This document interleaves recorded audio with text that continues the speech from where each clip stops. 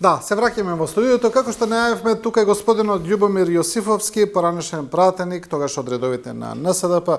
Господине Јосифовски, добродојавте во студио 10 и вака можам да кажам, ве нема одамна ни во медиумите, не се појавате толку често. Да.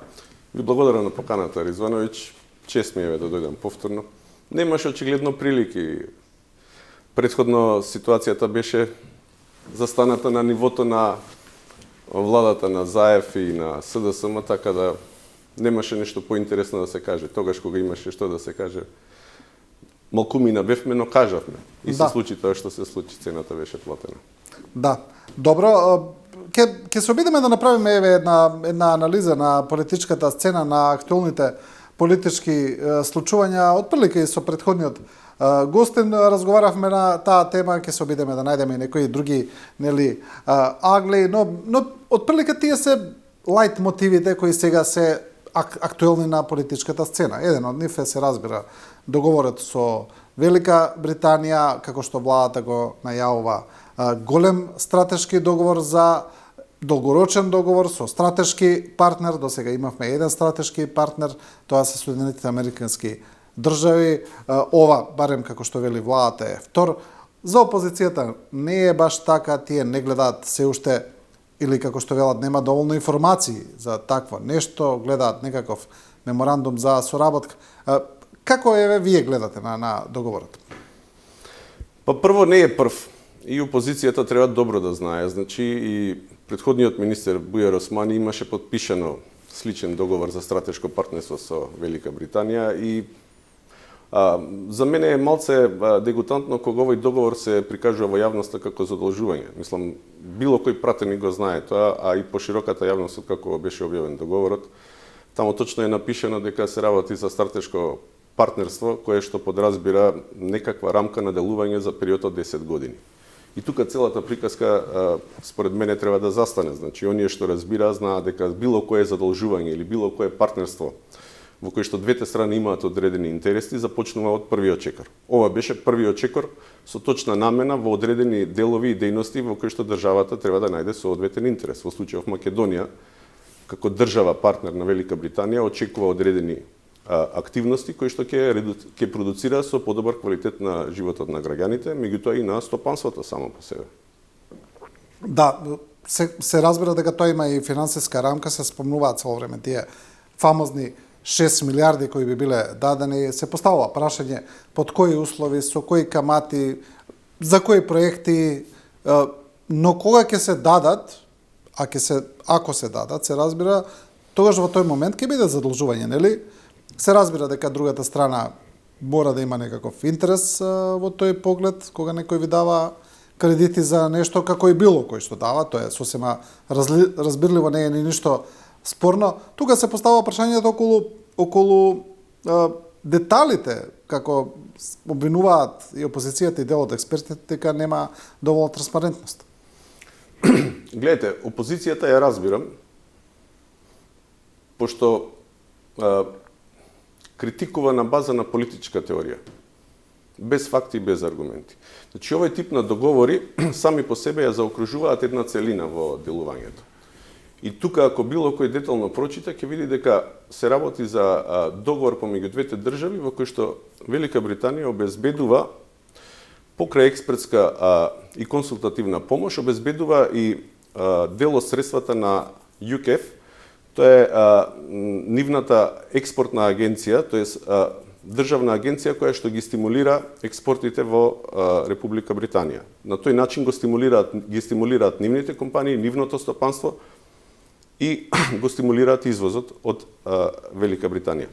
Она што е точно опишано во самиот договор, партнерски договор, стои дека државата Велика Британија се обврзува во наредните 10 години да обезбеди експертска помош и помош во развој на одредени проекти кои што се точно детерминирани во областа на здравството, во областа на инфраструктурата, во областа на едукацијата и така натаму. И тој тип на договори ќе бидат субвенционирани на начин на тој што ќе се задолжи државата Македонија за реализација на самите проекти.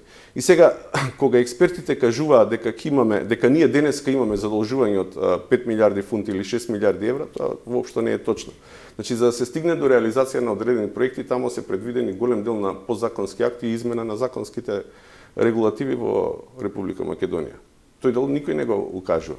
Значи, за да може да разговараме за кои каматни стапки се работи, за да можеме да разговараме за кој тип на проекти се работи, значи, треба да се заокружат прво формалните процеси кои што ги имаат двете држави преземено по однос на тој договор. Кога ќе заврши таа формална процесна постапка, тогаш следат оние делови каде што ќе се номинираат проектите. Сега, тука можам да го разберам, премиерот и вице-премиерот излегува со клучни проекти кои што се од витално значење за државата и како што се железницата, како што е Чебрен и Галиште, меѓутоа тука треба да се има на ум една работа пред да почне со реализација на железничката пруга Куманово-Гевгелија, треба да се има во обзир еден друг дел, а тоа е исплатливоста. Таа физибилити студија во моментов не постои и прашање што таа физибилити студија ќе продуцира.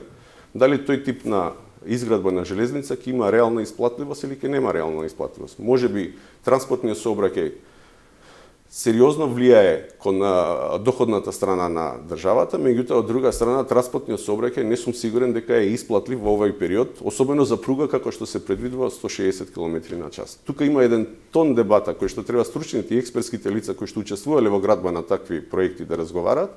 Меѓутоа во моментот мислам дека опозицијата не реагира правилно и дека треба да го остави просторот да стигнат до реалните информации. Во моментот мислам дека и владата се уште калкулира со кој тип на развојни проекти ќе ги понуди кон Државната агенција на Британија за развој на Македонија. Да, од политички аспект, оно што е спорно прашање исто така во поглед на тој договор е тоа прашање за отварање на тие фамозни мигрантски центри или кампови во Македонија. Како што знаеме, од Велика Британија постои таа идеја во трети земји да се отворат центри каде што оние азиланти во Велика Британија кои се одбиени или кои не ги исполнуваат условите за азил да бидат транспортирани. Тамо британските медиуми неколку пати, тоа релевантни медиуми пишуваат дека британската влада сака да разговара со владите на Албанија, Северна Македонија, Црна Гора, Косово, Србија, Босна и Херцеговина, значи Западен Балкан е во пакетот. Од друга страна, владата вели дека не се разговара за такво нешто, немаме реално потврда ни од Велика Британија, но интересно е што договорот доаѓа во исто време кога се води овој наратив за тие мигрантски кампови. Во една поширока рамка, ако гледаме, мислам дека договорот доаѓа во период кога Велика Британија сака да го зајакне своето влијание на Балканот, особено во пресрет на руските интереси или интересите, геостратешките интереси базирани на украинската војна. Она што е битно за Македонија е дека во моментов нигде немаме формално детектирано дека некој разговара на таа тема. И све што е пуштено во јавноста се базира исклучиво на шпекулации или од одредени центри, или од одредени медиумски работници кои што ја промовираат таа теза. Значи, Македонија се изолираше од тој дел. Јас колку што слушнав и британскиот амбасадор, меѓутоа и британската влада се изолираше од конкретно дека суштината на овој договор значи некакво условување по тоа прашање. Но она што треба да се има во обзир е дека владата на Велика Британија и владата на Македонија очигледно дека разговараат на многу безбедности прашања кои што има стратешки карактер во некој дел на така наречената таа мигрантска криза. Како ќе се делува по тоа прашање, државата Македонија мора да го определи тој став. Во моментов не треба да се изолира влегувањето на Бугарија во Шенген зоната. Тоа значи дека повеќе нема граници помеѓу Република Бугарија и Република Грција. Ако некој веќе стои на таа рута, на тој мигрантски пат, тоа се првите држави, например, кај што се Грција и Бугарија. Нема логика да се детерминира дека Македонија има за потреба формирање на такви мигрантски кампови или дури за враќање на некакви бегалци од Британија и така натаму, меѓутоа што да ви кажам, тоа за мене е дегутантно прашање кој што сега се пушта во политичка форма чисто да се дефокусира. Она што според мене треба да бидат загрижени граѓаните е да бидат загрижени каде ќе бидат искористени овие средства доколку успееме да ги искористиме, пошто самата рамка по себе обезбедува еден широк спектар на искористување на овие средства, меѓутоа прашање колкав капацитет ние како држава го имаме тоа. Особено во клучните луѓе, затоа што клучните луѓе и од власт и од опозицијата се веќе толку изолирани од дневно-политичката сцена што не сакаат да партиципираат по ниеден основ. Владата треба да најде начин и форма како ќе ги ангажира овие експерти за да создадеме додадена вредност која што ќе биде во интерес на сите граѓани, а не да се расправаме на некои политички флокскули кои што апсолутно немаат врска со реалноста и со дневната политика. Да, добро, ќе видиме како ќе биде да се разбира кога ќе почнат да доаѓаат повеќе детали, кога ќе почнат да доаѓаат конкретни проекти, ќе имаме и повеќе информации во поглед на политичката ситуација. Имаме една година од функционирањето на владата, каде владата од самиот почеток има едно удобно мнозинство во парламентот, прилично големо мнозинство на време, неколку пати зборуваат дека се многу близко и до двотретинско мнозинство, но од друга страна може да се забележи дека имаме едно, да речеме, на моменти несмасно делување на владеачката коалиција за одредени прашања, што е малку чудно со оглед на, како што кажав, убедливото мнозинство во парламентот, што не беше случај со претходната влада, каде што мнозинството цело време висеше на конец некој, нели? Друго прашање кое сега се наметна е излегувањето на Арбен Таравари од владата, каде што тоа мнозинство во поглед на албанскиот дел се намали, што отвара едно прашање во легитимитетот кај албанците. Еве, како еден генерален вовед, дали вие ја делите оваа перцепција дека владата не делува толку мазно, ајде да речеме, доколку го рефлектираме мнозинството, и еве што мислите за излегувањето на Таравари? Па не знам дали делува мазно, меѓутоа факт е дека поддршката која што владата ја имаше во првите, така да ги наречам, 100 дена или половина година, полека почнува да ја губи. Не знам дали тоа се должи на губење на фокус од клучните проекти, дали тоа се должи на позиционирање на функционерите и влегување во некоја комфортна зона, меѓутоа знам една работа. Ако не го засили владата темпото сега, дека ќе влезат во еден таков моментум кој што нема да им дозволи повеќе да го реализираат тоа што го ветиле. Така да они ќе се најдат на истата страна на која што се најдоа и претходната власт. За краток период луѓето ќе почнат да доживуваат големи разочарувања, особено во пресрет на локалните избори. Од друга страна пак, излегувањето на Таравари повеќе го гледам како некоја политичка математика. Мислам дека неговото, не кем да го спојувам дали е со дуи, не е со дуи, на крајот на криштото, на крајот на денот и не е ни битно тоа. Битно е дека он во себе си се гледа како фактор кој што може да монетизира многу повеќе од она што сега го добива во партиципацијата на Влен на Вреди. И таа политичка математика многу брзо ќе се види. Значи, очекувањата дека ќе добијат 3, 4, 5 градоначалници за мене е преамбициозна, особено заради искуството кој што го имам од времето кога ние настапувавме. Никој не сака од тие партиципиенти, особено од помалите политички партии, да излезе со конкретни предлози или со конкретни решенија и да се фати во коште со нив. Сите бараат некакво алиби кој што ќе избегаат од самиот настан. Она што државата, владата во моментот го најавува како сопствено функционирање хомогенизирано, де факто не се покажува на сцената, значи има многу елементи кои што го успоруваат процесот на реализација. Од друга страна, па стварно не може човек да каже дека немаат, еве, како што е класичниот договор и со Унгарија, што беше и со Велика Британија, сега дека немаат иницијативи и дека не работат на тоа. Моето лично познавање укажува дека било која иницијатива која ќе се започне треба период за да стигне до нејзина реализација. Дали они тоа го имаат во обзир или не можам во моментот да кажам. Но она што можам да како лично предвидување да го видам до сега, ако успеат да го задржат ова темпо, опозицијата нема многу шанси на наредните локални избори. Добро, реално сега објективно се случи Кочани, трагедијата во Кочани, каде што тоа се уште не тие реакции или последиците од таа трагедија се уште не стигнуваат. Гледаме дека тамо луѓето пред се откочени, оние што се погодени цело време протестираат, бараат повеќе транспарентност и повеќе одговори од владата. Има сериозни обвинувања за од јавноста, ајде да речеме дека во истрагата дека истрагата е селективна на некој начин, дека оди премногу наназад, а не на актуелната одговорност за трагедијата. Тоа е, ајде да речеме, еден клучен момент кој влијае, но другите анализи се на познавачите дека може би се работи малку и за неискуство во поглед на владење на актуелните функционери или на секогаш недобра координација.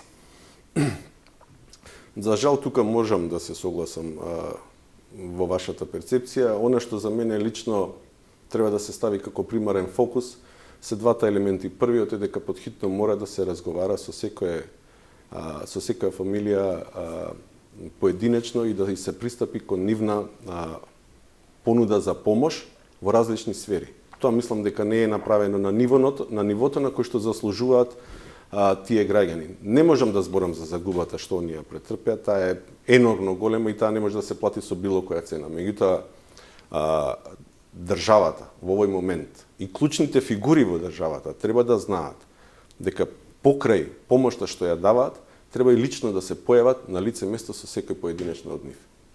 Помошта према различните фамилии е различна и тоа треба да им се пристапи на секој индивидуално за да може да се детерминираат работите. Од друга страна, институционалниот пристап кон решавање на одговорноста за овој настан треба да биде најстрога и треба да биде промптна и брза.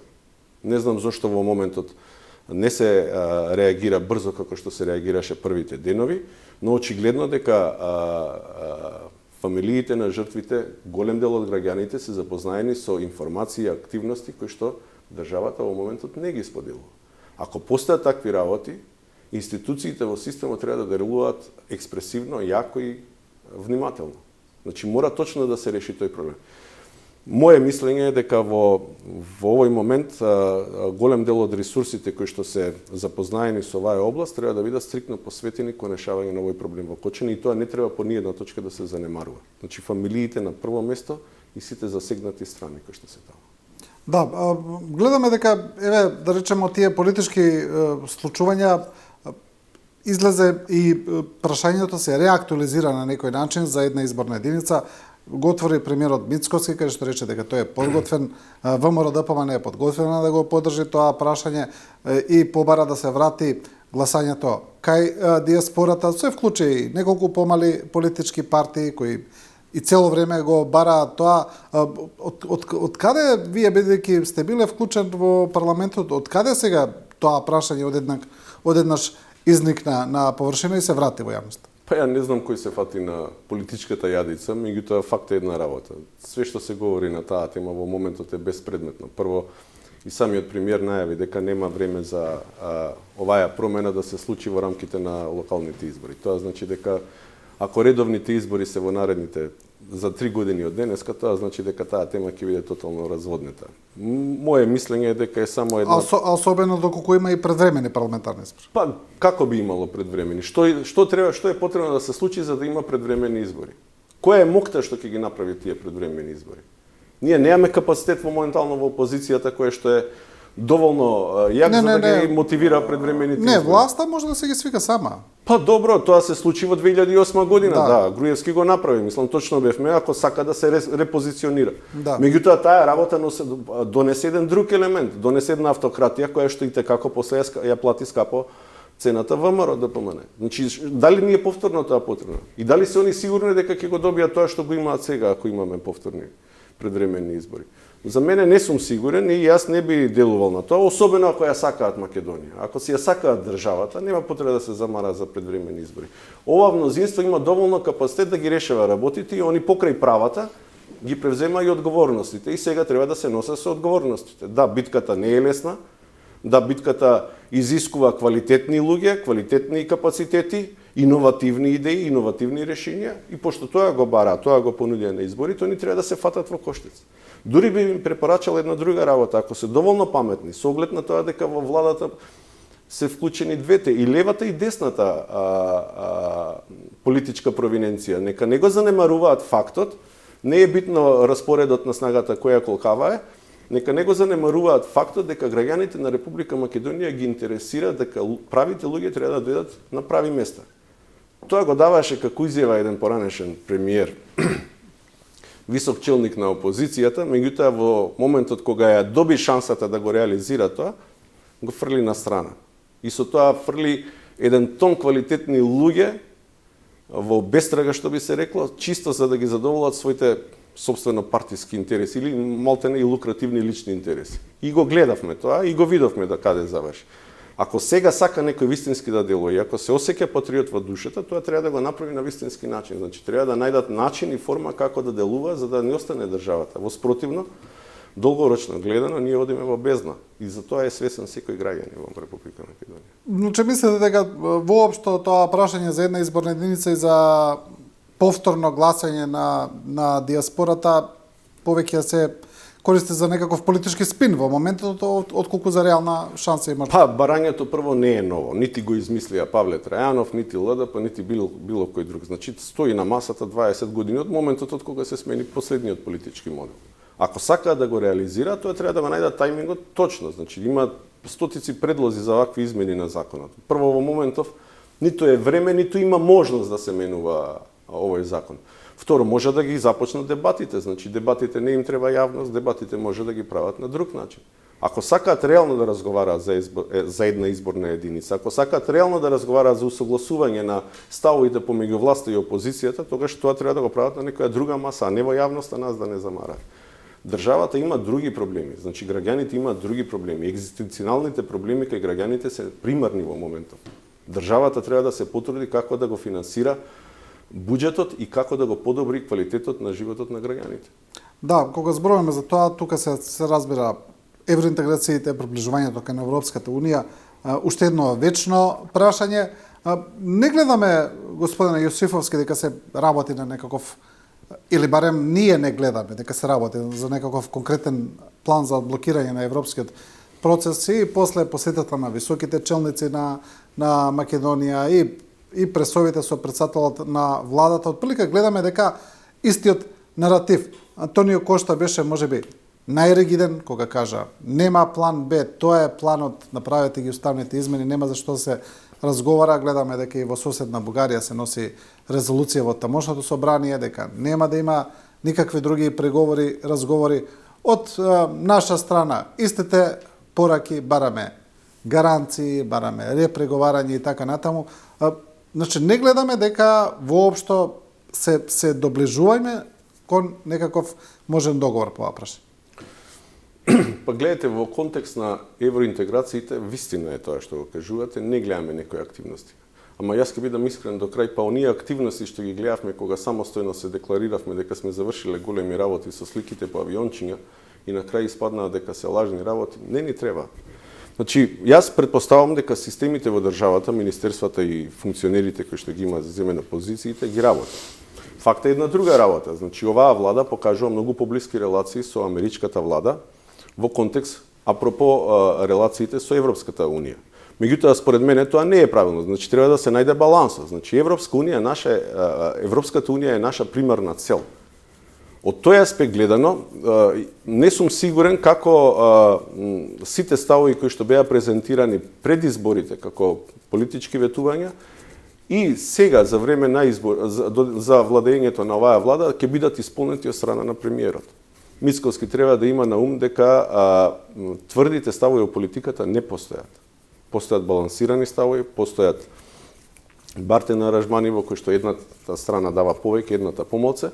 Имаше разноразни флоскули како тоа го нарекува, меѓутоа он го носи товарот на тоа бреме кој што го превзема со неговото владење. Како ќе успее да го реши, не знам, меѓутоа знам една работа, дека во сите начини на договори и преговори постојат солуции каде што можат работите да тргнат.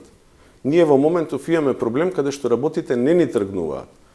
Очекувањата на престојниот самит на НАТО во Хаг се дека ќе има некакво придвижување и според мене тоа придвижување треба да биде во рамките на умешноста на оваа влада да почне да го одмрзнува самиот процес. Дали и како ќе прифати, што ќе прифати, јас нема да можам да укажувам на таа работа, особено затоа што ВМРО е цврст во сопствените ставови.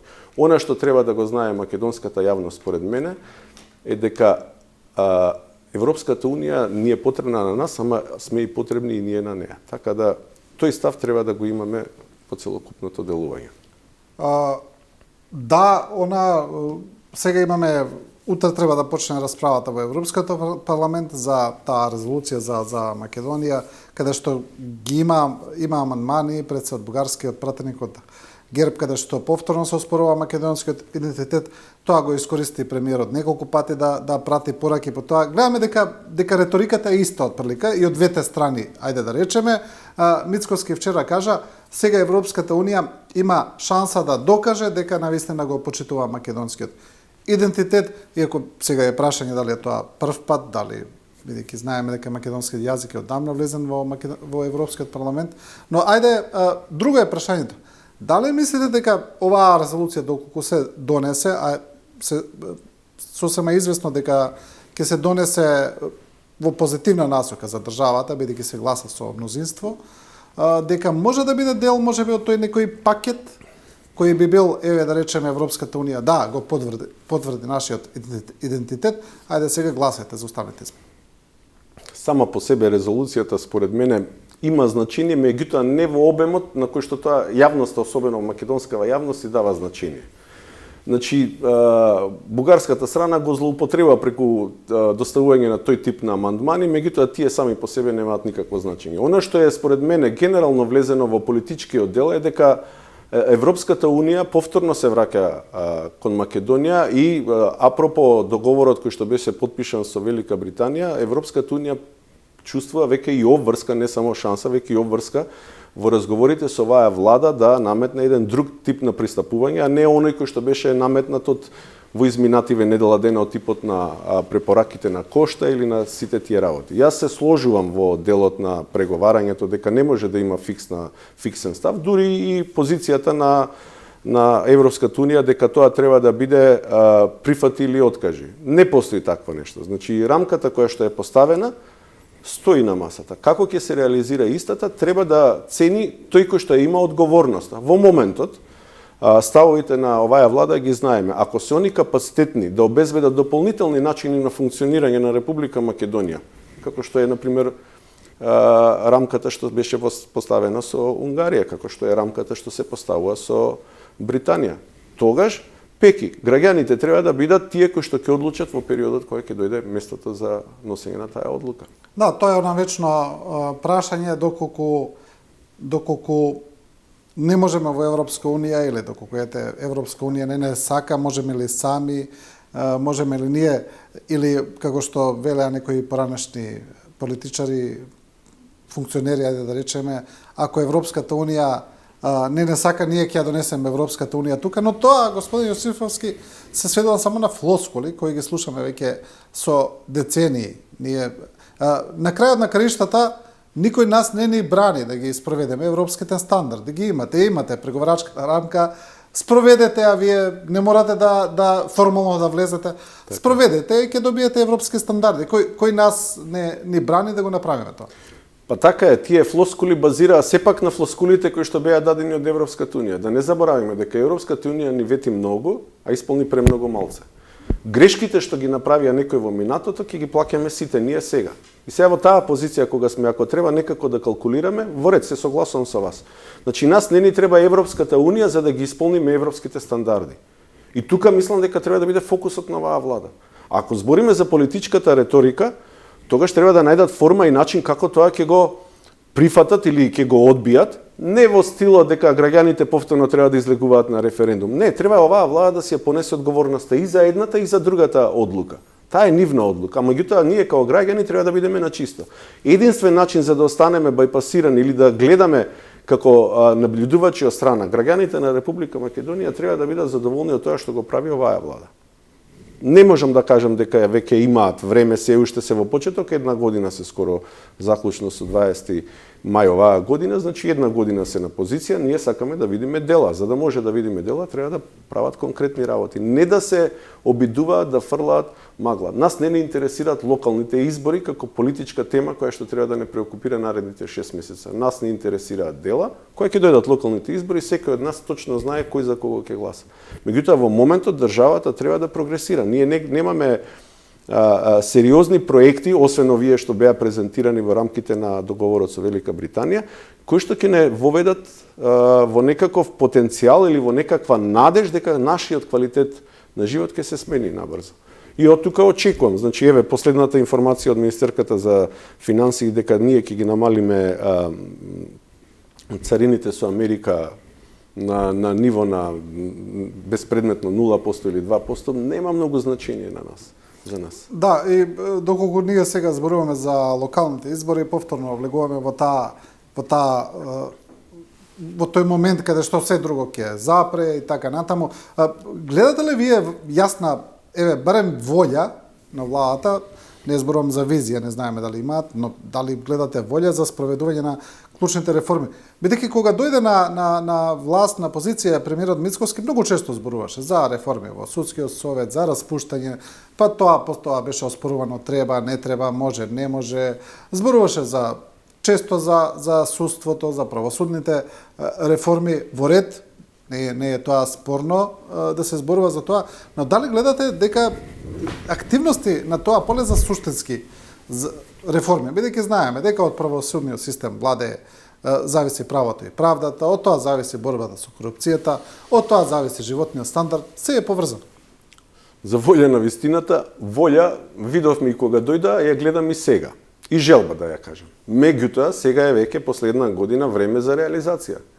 Како ќе реализираат и што ќе реализираат ако тргнат на начинот во кој што само бендисаноста ќе им биде основен урнек, без да слушат критика и туги предлози, нема да има успех во државата. Државата, кога ја водиш сама по себе, е институционален систем.